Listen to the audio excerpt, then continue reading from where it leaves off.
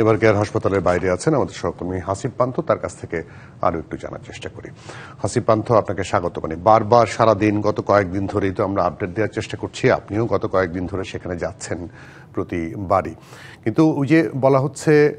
চীনা চিকিৎসক দল চিকিৎসা দেওয়া শুরু করেছেন, পরীক্ষা নিরীক্ষা করছেন, তাদের পক্ষ থেকে কিছু জানানো হয়েছে কিংবা দলের পক্ষ থেকে কিছু জানানো হয়েছে কিনা একটু জানাবেন আমাদেরকে। জুয়েল, যেমনটি বলছিলেন আপনি, হ্যাঁ, আমরা চেষ্টা করছি গত এক সপ্তাহ যাবৎ, কিন্তু বিশেষ করে বিএনপি চেয়ারপারসন যখন সশস্ত্র বাহিনী দিবস তিনি তার মেডিকেল বোর্ডের কথা অনুযায়ী অংশ নিয়েছিলেন, তার পরবর্তীতে এসে যখন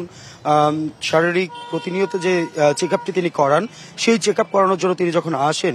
বিশেষ করে 22 তারিখে এবং পরবর্তীতে 23 তারিখে কিন্তু রোববার তাকে যখন নিয়ে আসা হয় এবং হাসপাতালে আসার পরেই কিন্তু তার বেশ শ্বাসকষ্ট থেকে শুরু করে বেশ কিছু সাময়িক অসুবিধা দেখা যায় এবং তারপরে কিন্তু তাকে ভর্তি করা হয়। তবে আজকের যে বিষয়টি আপনি বললেন, চীনের বিশেষজ্ঞ পরীক্ষা নিরীক্ষা করার যে বিষয়টি, আসলে বেগম জিয়া যিনি বিএনপি চেয়ারপারসন, তার শারীরিক যেই অবস্থা রয়েছে সেই অবস্থা অপরিবর্তিত থাকায় কিন্তু চীন থেকে বিশেষজ্ঞ 5 সদস্যের একটি টিম তারা এসেছেন। যদি বলি সময় আনুমানিক প্রায় 3টা সাড়ে 3টার মাঝামাঝি সময়। এই সময় এসে কিন্তু তারা প্রথমেই বিশেষ করে বেগম জিয়ার মেডিকেল বোর্ড যেটি রয়েছে তাদের সঙ্গে তারা বৈঠকে বসেন এবং পরবর্তীতে আমরা বিশেষ সূত্রে জানতে পেরেছি যে তার চিকিৎসা কার্যক্রম শুরু করেছে। তবে অনেক সময় বিশেষ করে যে আসলে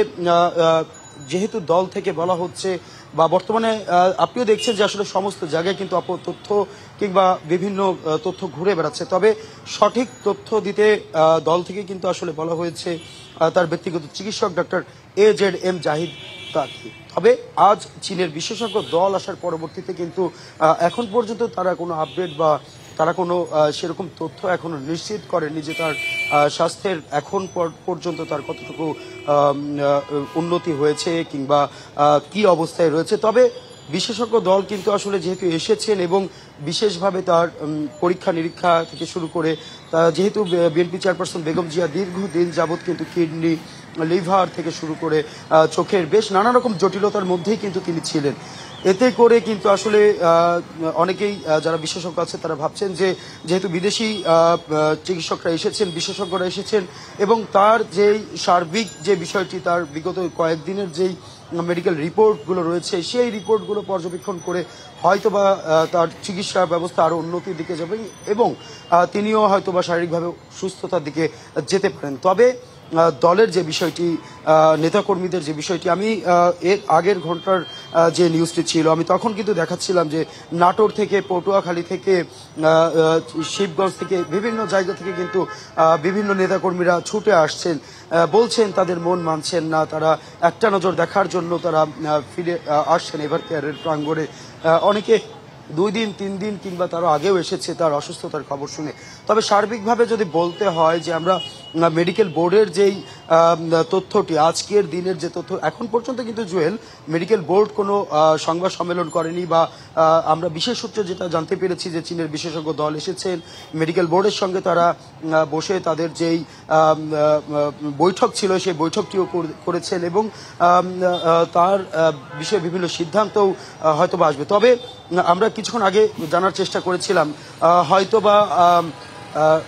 রাতের মধ্যেই হয়তোবা কোনো একটি তথ্য আমরা পেতে পারি, বিশেষ করে যেহেতু আজ দিনের বেলায় কিন্তু আমরা জানতে পেরেছি যতটুকু যে বেগম জিয়ার কিন্তু শারীরিক পরিস্থিতি অপরিবর্তিত থাকলেও পূর্বে যে অবস্থায় ছিল তার থেকে কিছুটা শঙ্কামুক্ত এরকম অনেকেই বলছিলেন। তবে এখন পর্যন্ত বিএনপি চেয়ারপারসন বেগম জিয়া তিনি কেবিনেই আছেন, বিশেষ পরিচর্যার মাধ্যমে তাকে রাখা হয়েছে এবং চীনের বিশেষজ্ঞ 5 সদস্যের যেই দলটি এসেছে তারাও কিন্তু প্রতিনিয়ত তাকে খোঁজ খবর বা তার যে পর্যবেক্ষণ বা তার যে রিপোর্টগুলো রয়েছে, বিশেষ করে গেল এক সপ্তাহ যাবত যে রিপোর্টগুলো রয়েছে সেই রিপোর্টগুলোও কিন্তু আসলে তারা পরীক্ষা নিরীক্ষা করে হয়তোবা উন্নত চিকিৎসা কিংবা তার এই যে এখন কোন দিকে চিকিৎসা ঘোরাবে সেই জিনিসটা কিন্তু তারা চিন্তা করছে। জুয়েল, অনেক ধন্যবাদ হাসিব পান্থ, থাকবেন অবশ্যই পরবর্তী সময়ে এবং বারবার আপনার কাছ থেকে তথ্য জানার চেষ্টা করবো। আমাদের সহকর্মী হাসিব পান্থ জানাচ্ছিলেন এবার কেয়ার হাসপাতালের সামনে থেকে বেগম খালেদা জিয়ার সবশেষ তথ্য।